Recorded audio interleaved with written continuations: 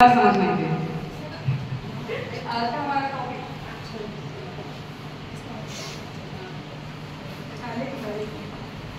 आज का हमारा टॉपिक है quantum age brings the potential and challenges by Adarsh Pawar. Next slide. So my question is what is quantum age? See, digital computer change our life, right? Now imagine a computer so powerful it can solve in minutes what today's supercomputer can't solve in years. That is quantum age. It's not just about speed, it's about complete your vision in computer communication AI all that new level. सभी अलग ही level पर पहुंच गए भाई। Next slide.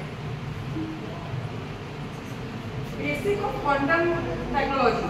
Quantum technology is based on quantum physics, science of the tiniest particle. It used in computer communication and AI. Computer इतने strong है कि नामुमकिन से लगने वाली प्रॉब्लम शायद सेकंडों में सॉल्व कर दे। कम्युनिकेशन इतना स्ट्रॉन्ग डाटा कि हैक करना लगभग नामुमकिन। एंड क्वांटम सेंसर जो मेडिसिन एंड साइंस में अनइमेजिनेबल एक्यूरेसी, ये सब सिर्फ साइंस फिक्शन नहीं, ये आज रियल लाइफ में लैब्स में हो रहा है।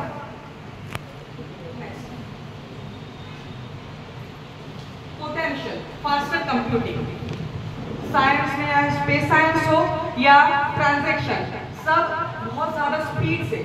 मेडिसिनल रिसर्च, आज हमारे देश में या पूरी दुनिया में एक दवाई बनने के लिए सालों लगते हैं ना, लेकिन शायद टेक्नोलॉजी आए तो शायद कुछ महीनों में, कुछ दिनों में या कुछ घंटों में बन सकती है। कैंसर जैसे डिसीज उसका एकदम एक्यूरेट इलाज आ सकता है। डायबिटीज जिसका अभी तक कोई इलाज नहीं है, शायद वो भी आ जाए।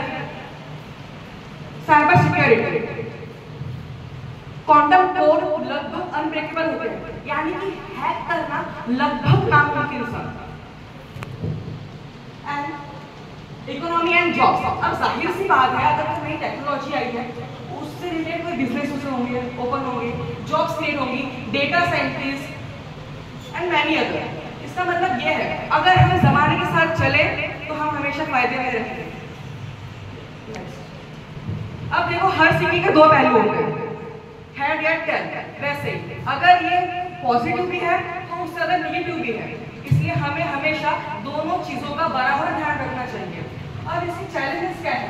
हाई कॉस्ट एंड एक्सपेंसिव, सिर्फ जो रिच नेशंस है वही इसे अफोर्ड कर सकते हैं। बहुत ज्यादा एक्सपेंसिव है, स्पेसिफिक टेम्परेचर इसे चाहिए रहता है। Lack of skill people, India को अभी और स्किल पीपल और साइंटिस्ट चाहिए। आज हमारे देश की आबादी 140 करोड़ की है, लेकिन उसमें स्किल वर्कर कितने हैं? मेरे ख्याल से हर बच्चा साइंटिस्ट होगा ऐसा सपना देखता है, लेकिन उसमें शायद कितने साइंटिस्ट हो पाते हैं? आज हमारे देश की आबादी 140 करोड़ है, लेकिन जिस दिन ये आबादी स्किल और एजुकेटेड की लिस्ट में आएगी ना, उस दिन ये हमारी लिए सबसे बड़ी पावर है। उस दिन कोई भी चीज हमें सुपर पावर बनने से नहीं रोक सकती। सिक्योरिटी रिस्क, अगर हम इसका इस्तेमाल अच्छे के लिए कर सकते हैं तो उसका कोई गलत इस्तेमाल भी कर सकता है। रिस्क वो है शायद कोई हमारा आईडी सिस्टम हैक कर दे, हमारे सीक्रेट्स चुरा ले। And essential issue, next India soul, हमारा इंडिया के सच में इस रेस में है तो गुड न्यूज है, हाँ हम भी पीछे नहीं है। National mission on quantum technology, government ने 8000 प्लस करोड़ का national mission on quantum technology launch किया है। स्टार्टअप राइजिंग, इससे रिलेटेड स्टार्टअप आ रहे हैं, जॉब्स क्रिएट हो रही है, यानी कि हमारी इकोनॉमी के लिए भी बहुत अच्छा है। IIT and institute of Indian institute of science working on it, इसके ऊपर अभी भी रिसर्च कर रही है, काम शुरू है। फ्यूचर ग्रोथ, यानी कि अगर हम इस टेक्नोलॉजी को और आगे बढ़ाएं तो ये हमारे लिए हमेशा फायदेमंद होगा, और जो ये रेस जीतेगा वही पूरी दुनिया को कंट्रोल करेगा। Next,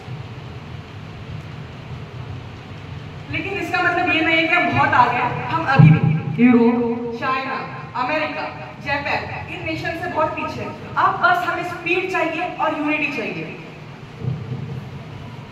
future and conclusion, bright future but careful use.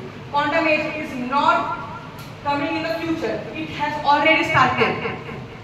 It's full opportunities. Super fast computing, medicine, cyber security, but also challenges, misuse, security risk. So are we ready? Because in 21st century, quantum age चालू हो चुका है और जो nation इस race में जीतेगा वही फ्यूचर कंट्रोल करेगा. And I know if we work hard, India can be nation.